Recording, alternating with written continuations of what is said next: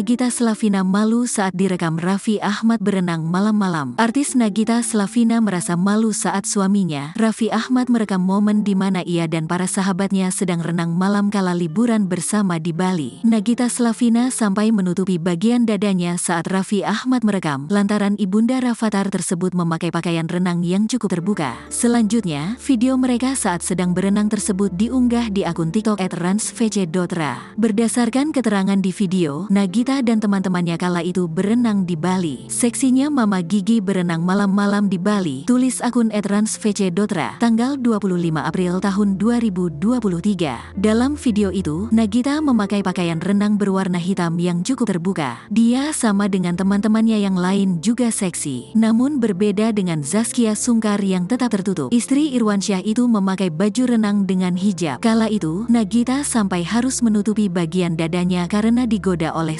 suaminya sendiri. Hai, pada berenang ya, seksi banget sih cewek-cewek ini. Hey.